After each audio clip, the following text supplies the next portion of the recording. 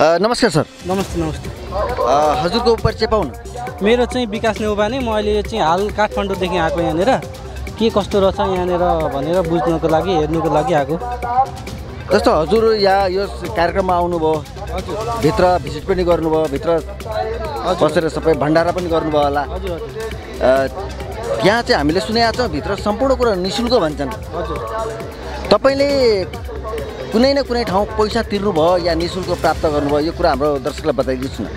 यो खासमा भन्नुपर्दा चाहिँ यहाँ 1 रुपियाँ कुनै पनि पैसा लागेन। यहाँ निःशुल्क यो एउटा धर्म कमाउने मान्छेले निःशुल्क कुनै शर्त नलिई सबै जात जाति, सबै भाषा भाषी सबै यो अट्ने खाले एउटा रहेछ। सबै त्यस्तो केही शुल्क केही पनि लाग्दैन। जस्तो यहाँभित्र जुन भगतहरू हुनुहुन्छ, हजुर, यहाँ सन्त रामपालजी महाराजका अनुयायीलाई चाहिँ भगत भनिँदो रहेछ। हजुर हजुर। उहाँको फलोवर्सलाई भगत भनिँदो रहेछ।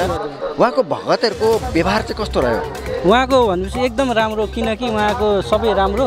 अब त्यहाँ भनेपछि एकजना म सुरुमा आएँ काठमाडौँदेखि, त्यसपछि म कहाँ बस्ने भन्ने ठाउँ थिएन। अनि त्यहाँनिर एउटा बेड रहेछ, त्यो चाहिँ अरूले नै बुक गरिसक्नु भएको रहेछ र म त्यहाँ सुतेँ। उहाँले तपाईँ त्यहाँ सुत्नुहोस्, म भुइँमा सुत्छु भनेर मलाई त्यहाँ सुताएर उहाँ आफै बाहिर सुत्नु भएको। त्यस्तो एकदम राम्रो छ। यहाँको व्यवस्थापन समितिदेखि लिएर यहाँको सबै राम्रो छ एकदम। जस्तो यहाँ कुनै प्रकारको भेदभावहरू जस्तो तपाईँले काहीँ देख्नुभयो कि छैन? एक भेदभावको नाममा त भेद पनि छैन। यहाँनिर एकदम निस्वार्थ, सबै सानो बच्चादेखि लिएर सबै बुढा पाकादेखि लिएर यहाँको व्यवहारदेखि लिएर यहाँको सबै एकदम राम्रो छ। जति पनि यस्तै न्युज टिमलाई हेरेर बस्ने श्रोत जुन दर्शकहरूलाई तपाईँ के भन्न चाहनुहुन्छ?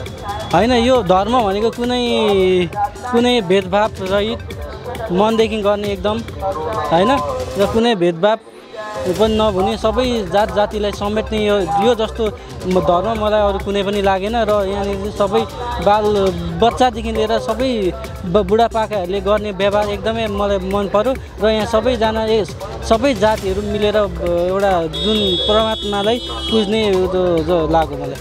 जस्तो कि हजुरलाई यो ठाउँमा भिजिट गर्नुभयो, यहाँ तपाईँले सबै कुराहरू हेर्नुभयो, देख्नुभयो। हजुर। तपाईँले सन्त रामपालजी महाराजको बारेमा केही तपाईँलाई जानकारी प्राप्त छ कि छैन?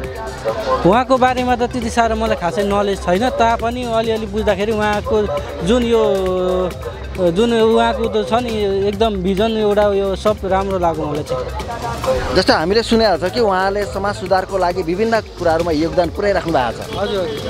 जस्तो दाइजो रहित बिहामा, हजुर, नसा मुक्त समाजको, हजुर, विभिन्न कुराहरू त्यस्तो धेरै नै कुराहरूमा उहाँको योगदान रहेको बताइरहेको हामीले पाएका छौँ। हजुर हजुर। तपाईँलाई यसबारेमा केही जानकारी थियो कि?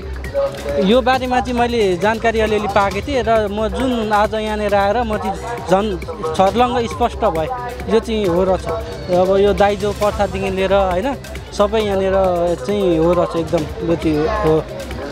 भनेपछि यहाँ एक प्रकारको एउटा जनमानसमा के धारणा छ भने यहाँ चाहिँ अनपढ मान्छेहरू आउँछन्, होइन, यहाँ चाहिँ ल्याइएको मान्छे मात्रै आउँछन् भन्ने एउटा चाहिँ बुद्धिजीवी वर्गहरू छैनन् भन्ने एउटा चाहिँ भ्रम पनि फैलाएको हामीले पाएका छौँ। यसमा तपाईँ के भन्न चाहनुहुन्छ? यो चाहिँ म चाहिँ भ्रमै फैलाएको भन्छु, होइन, हुनुहुन्छ होला, अनपढहरू पनि हुनुहुन्छ होला, बुद्धिजीवी पनि हुनुहुन्छ होला। र जहाँसम्म लाग्छ यो बुद्धि के अरे पढे लेखेको भएर पनि अनपढ जस्तो व्यवहार गर्ने भएपछि त त्यो के पढे लेखेको भन्नु र यहाँ जस्तो मलाई चाहिँ राम्रो काहीँ पनि लागेन एकदम। हस् त, जानकारी दिनुभयो, हजुरलाई धेरै धेरै धन्यवाद। हस् त हजुर, धन्यवाद।